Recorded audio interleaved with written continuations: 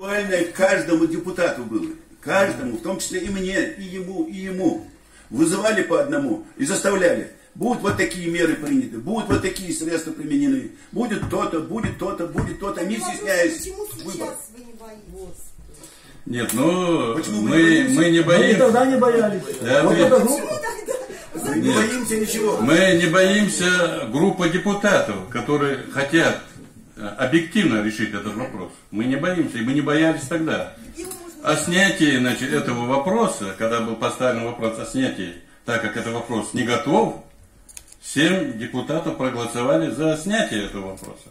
К сожалению, остальные коллеги нас не поддержали. К сожалению. Если бы тогда нас поддержали бы остальные коллеги, вопрос был бы снят.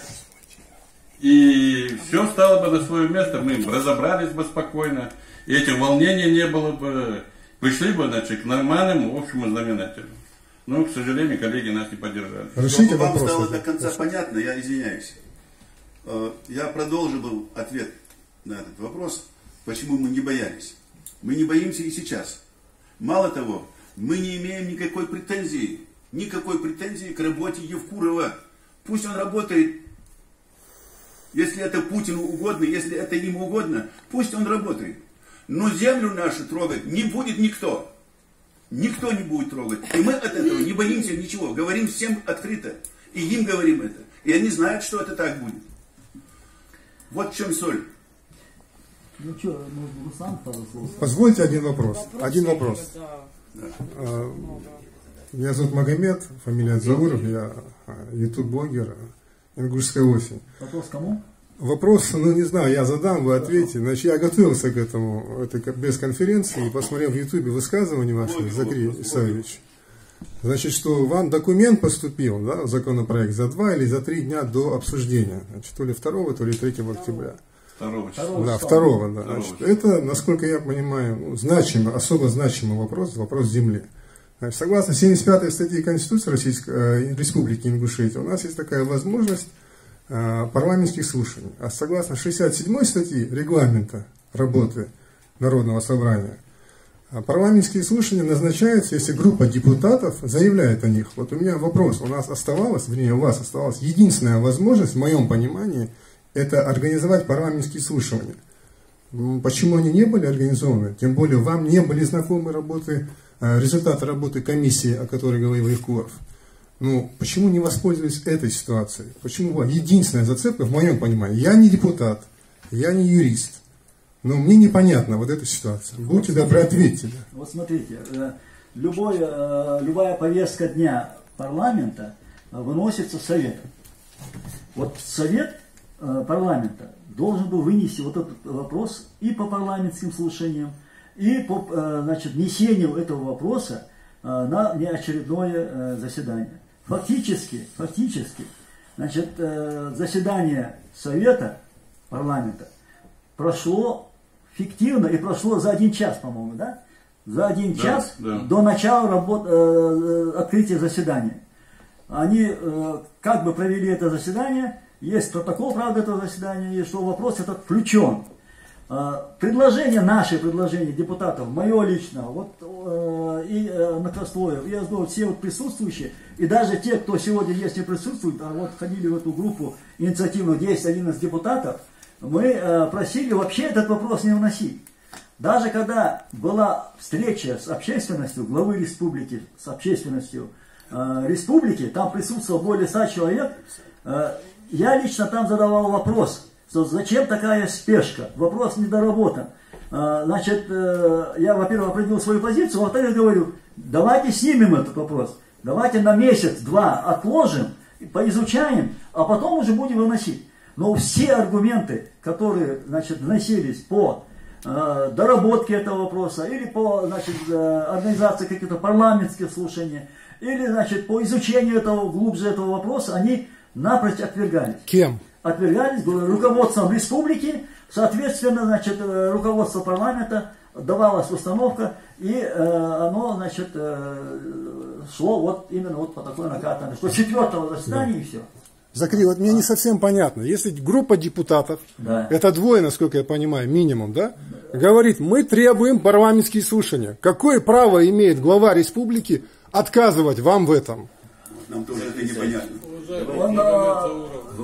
Ну я просто, мне Мы не интересно. отдаем себе отчета, с кем имеем дело. Это изощренная форма грушная. Понимаете? Это в просто чем дело? человек. Это просто человек. Просто Настолько заточены под то, чтобы подавлять существующие нормы, законы, этики, морали, нравственности, всего что угодно. Поэтому я это фиксирую для наших будущих потомков. Правильно, Я задаю вам эти вопросы, чтобы были правильные ответы. Правильно. Не более того. Мы ходим вокруг да около. Конкретно есть у вас вопрос. Есть с ящиком помидоров уже ходишь 2 часа. Да, Сергей Васильевич. Есть конкретный вопрос, я конкретно отвечаю на ваш вопрос.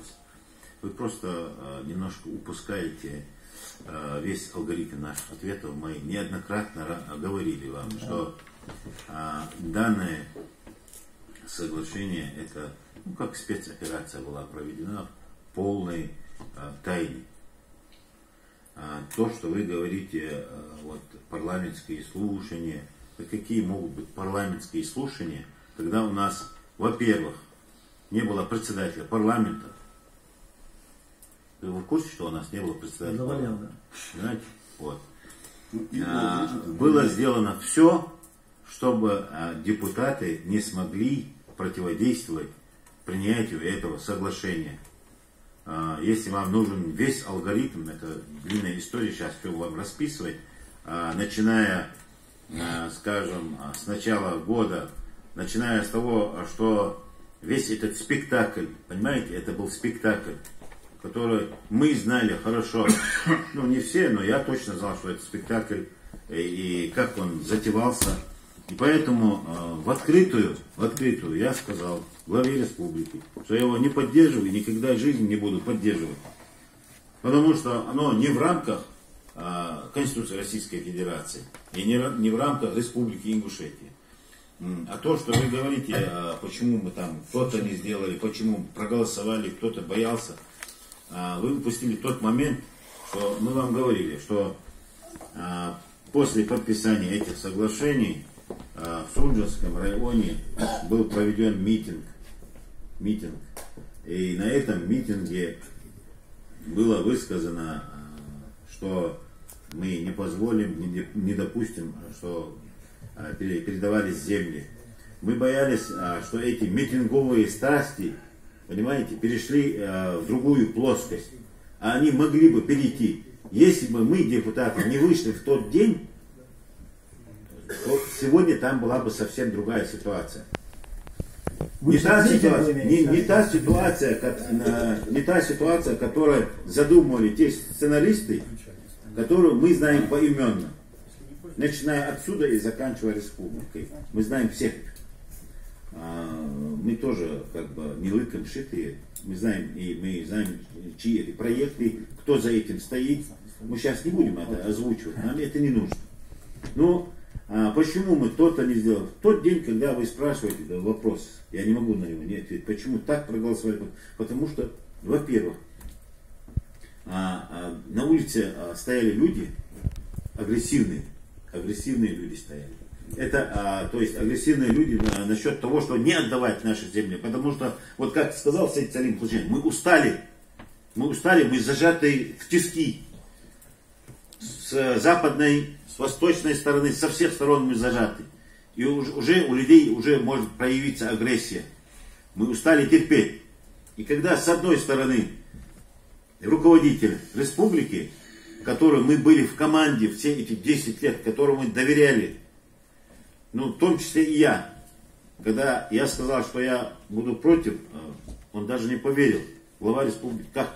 Ну, я знал, что все, но не знал, что ты можешь как бы пойти против этих, не против него, но ему кажется, что это против него.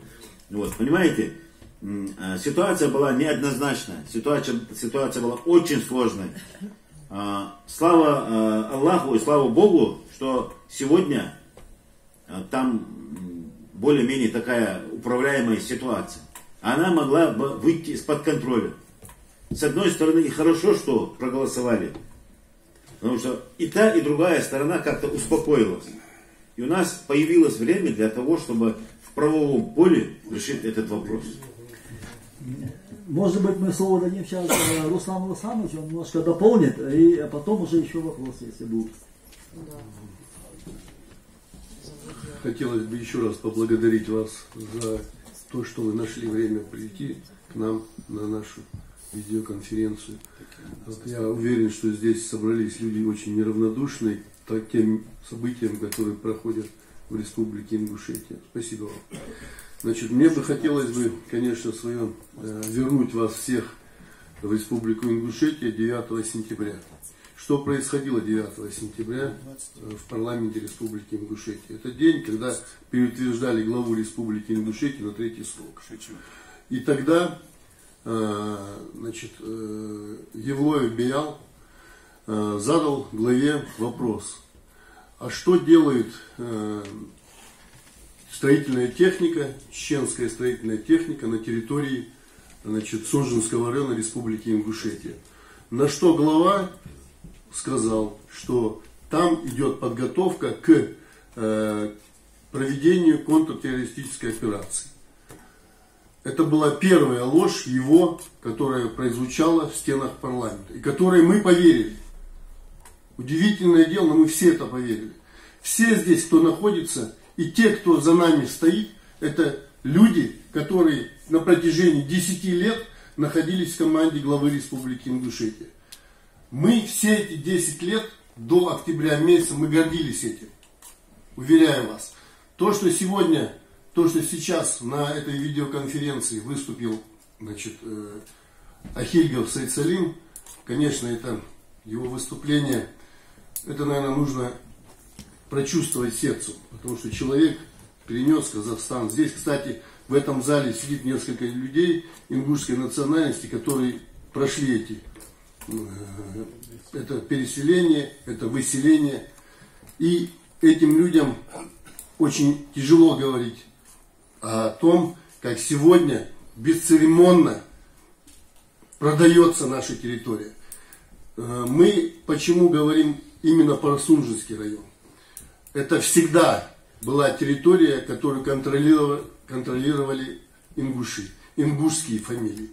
Перед тем, как прийти на заседание 4 числа, 4 октября, мы провели, значит, мы собрали в стенах парламента, значит, людей, которые пришли к нам и которые поделились теми документами, которые у них были. Это исторические документы, это исторические карты. И к каждой карте был приложен документ, который, значит, говорил о том, что это документы были русских картографов еще царских времен. Это и немецкие картографы, которые путешественники, которые когда-то приходили на Кавказ и изучали то, что происходило на Кавказе. Вот. И эти люди нам показывали карты, как мы вам сейчас показываем, и рассказывали те документы, которые в которых говорилось о том, что эти земли контролировали ингушские фамилии, что там проживали лица ингушской национальности, такие-то тейпы. Когда-то я горд тем, что являюсь одним из представителей ингушской национальности, вот, являюсь Гагиевым. Когда-то, это особенно вот земли Алкуна, эти земли, конечно, были и за Гагиевыми. Потом Гагиевы оттуда ушли, туда пришли другие ингушские тейпы. Вот. Но каждому из нас, ингушей, очень ценны эти земли. Мы не можем сегодня разбрасываться этими землями. Понимаете? Это все проходит через каждое наше сердце. Я хотел бы сказать о том, что за это короткое время, значит, в Республике Ингушетия, кроме того, что вот эти дебаты происходили, очень сложная сама атмосфера находиться в этом парламенте, очень сложно для каждого из нас. Потому что кто-то боится высказать свое мнение, кто-то бегает от нас. Каждый из нас прошли очень серьезный прессинг. Каждый из нас, каждого из нас, кого-то один раз, кого-то несколько раз вызывали в администрацию главы и пытались продавить, пытались доказать, что то, что мы делаем, это, значит, противоречит нормам Но мы не сломались, и за нами стоят люди, депутаты парламента, которые поддерживают нас, и которые, когда мы сюда уезжали, которые нас поддерживают. Значит, за это короткое время в Республике Ингушетия прошел митинг. Многие из вас, наверное, не знают его. К сожалению, на этот период, пока проходил митинг, была отключена и телефонная связь, был отключен интернет в Республике Ингушетия, и мало кто мог позволить себе приехать туда и рассказать о том, что проходило там. Каждый день на этот митинг собирались от 20 до 40 до 60 тысяч человек. Этот митинг проходил прямо напротив администрации главы республики. Им очень жалко, что сам глава не обратил внимания даже на то количество, которое находилось там. Потому что из его заявлений на тот период говорилось о том, что там собралось 20, 200, 300 человек, кучка, непонятно кого. Несмотря на нашу позицию, уже снимались документальные фильмы, в которых пытались, существующая власть пыталась очернить всех нас. Нас делали врагами российского народа. Этот фильм до сих пор гуляет по интернету, можете посмотреть его.